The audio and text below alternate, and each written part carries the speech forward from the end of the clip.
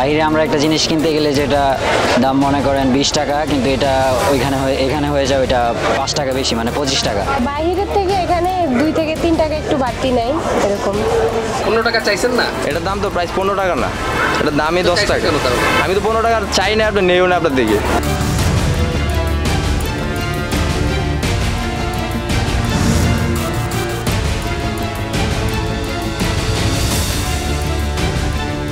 রাজধানীর হযরত শাহজালাল আন্তর্জাতিক বিমানবন্দর টার্মিনাল ও বিমানবন্দর রেলওয়ে স্টেশন এলাকা প্রতিদিন হাজারো যাত্রীদের পদচারণায় মুখরিত থাকে দুটি জায়গায়। তবে স্থান স্বল্পতার সুযোগে কিছু অসাধু দোকানি বিভিন্ন খাদ্য সামগ্রীর দাম হাঁকছেন আকাশ ছোঁয়া। সরকার ও কোম্পানির নির্ধারিত দামের চেয়েও দ্বিগুণ মূল্য আদায় করা হচ্ছে যাত্রী ও তাদের স্বজনদের কাছ থেকে। 30 টাকা নিচে আমার মনে হচ্ছে যে 25 টাকা হওয়া দরকার, আমরা 25 টাকায় খাই ওদিকে।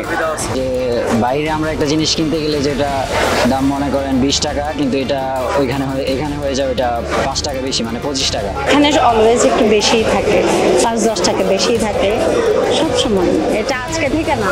একটা চা খাই, একটা চা দেয় গেছে আপনার 30 টাকা রাখি, একটা দুধ চা কি 30 টাকা, আমাদের কাছে 30 টাকা রাখি, নিলে না না নিলে নেই।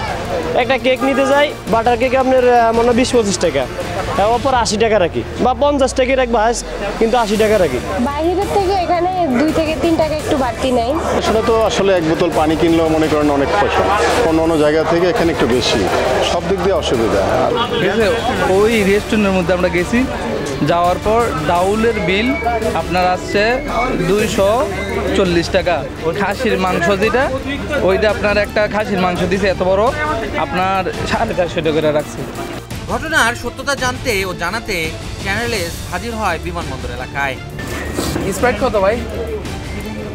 বড় ভাই স্প্রাইট হ্যাঁ 25 টাকা না? বড় ভাই 25 টাকা না? 5 টাকা বেশি রাখবেন কেন? হ্যাঁ এয়ারপোর্টে 5 টাকা বেশি। প্রথম ধাপের অনুসন্ধান শুরু হয় গোপনে। অভিযোগের সত্যতা মিলে সরেজমিনে, প্রমাণ মিলে শুধু বোতল ও প্যাকেটজাত নির্ধারিত পণ্যের দামই বেশি নয়, হাতে বানানো নানা মুখরোচক খাবারের দামও হাঁকা হচ্ছে কয়েক গুণ বেশি। অসহায় যাত্রীদের রীতিমতো গলা কাটছেন এসব দোকানিরা। বড়গুলো আছে 2 লিটার, 3টা বার্গার নিয়ে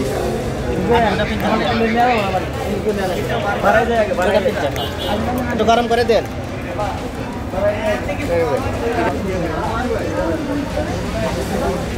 তাহলে 18 রাখলেন না, 20 টাকায় রাখবেন বড় ভাই। কেন 30 টাকা কেন নিছেন সেটা বলেন, মানে 30 টাকাটা কেন নিছেন? এখন 5 টাকা দিচ্ছেন, সেটাই আমি বলবো যে তো 5 টাকা বলছি দেওয়া লাগে, এখন এই 5 টাকা এখন কেন না স্যার? আমি বলে দেই নাই, মনে ছিল না আপনি বলছি 25 টাকা, মানে এটা দেন। এই টাকা এখন উঠাইছো কেন? এই টাকা এনে এই টাকা উঠাইছো কেন? এই টাকা এই হিসাবে আমরা হিসাব করতে এটা কি মানে কাস্টমারদেরকে ঠকানোর বিষয় কেন? 15 টাকা চাইছেন না? এটার দাম তো প্রাইস 15 টাকা না, এটার দামই 10 টাকা। আমি তো 15 টাকা চাই না, আপনি নেও না আপনার দিকে। রোল 40 টাকা না? রোল 30 টাকা। 40 টাকা চাইলেন না একটু আগে? একটু আগে 40। পেটিস কত করে কিনা? 10 টাকা না। সিঙ্গারা প্রাইজে 10 টাকা, আপনার থেকে নেওয়া হয়েছে 10 টাকা। 15 টাকা চাইছিলেন না? এটা তো আপনি যে এটার কথা বললেন যে 15 টাকা বাইরে বিক্রি করে, আমরা বললাম যে নির্ধারিত প্রাইস এটার মধ্যে দেওয়া আছে, আমরা যা প্রাইস তাই বিক্রি করি। বিমানবন্দর টার্মিনাল ও রেলওয়ে স্টেশনে যাত্রীদের অভিযোগ দশকের পর দশক চলছেই। তারা বলছেন, কে শুনছে কার কথা? বলছেন শুধু খাদ্যদ্রব্যই নয়, মলমূত্র ত্যাগের জন্য পাবলিক টয়লেটের নির্ধারিত দরও মানছেন না ইজারা গ্রহীতারা, সেখানেও আদায় হচ্ছে ইচ্ছে মাফিক টাকা। কত? 10 টাকা। 10 টাকা? 10 টাকা চাইছেন? 10 টাকা কত? আপনি বললেন না একটু আগে, আমাকে বললেন যে 5 টাকা করে দেই। 5 টাকা 10 টাকা করে দেই। আপনি সবার কাছ থেকে তো 10 টাকা করে নিচ্ছেন। আমি না না, যারা কাছ থেকে 10 টাকা চাইছি, যারা আত্মক যায় কাছ থেকে একটু হাতমুখ চাইলে আলাদা বেশি দিতে হয়। না না, আত্মক দিলে আর কি 10 টাকা। অভিযোগ খতিয়ে দেখতে চাই আমরাও। সরজমিনে গিয়ে পাবলিক টয়লেটের ম্যানেজারের কাছে অভিযোগের বিষয়ে জানতে চাই আমরা, কিন্তু তার কথার সাথে কাজের যে মিল নেই তা পরিষ্কার হয়ে যায় সঙ্গে সঙ্গেই। 5-10 টাকা। 5 না 10 কোনটা? 10 আছে, 5 আছে। কি লেখা এখানে? দেওয়া আছে 5 টাকা। এখানে কিন্তু ওয়াশরুমে গেলে টাকা লাগে, কিন্তু আমাদের মানে এরকম একটা স্টেশন ঢাকা শহরের মধ্যে, এখানে একটা মানে স্টেশনে ওয়াশরুম নাই, মানুষ যেখানে গিয়ে ওয়াশরুম করতে পারবে, সেটাও আর কি একটু নজর দেওয়া উচিত। এ বিষয়ে কথা বলার জন্য টয়লেটের ইজারাদার আলী হোসেনের মুঠোফোনে একাধিকবার চেষ্টা করেও মেলেনি সংযোগ।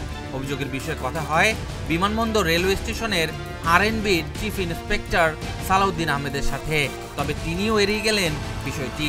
পাবলিক টয়লেটটার বিষয়টা, পাবলিক টয়লেটেও ওরা এই 10 টাকা করে রাখে, 10 টাকা কিছু কিছু ক্ষেত্রে আরো বেশি রাখে।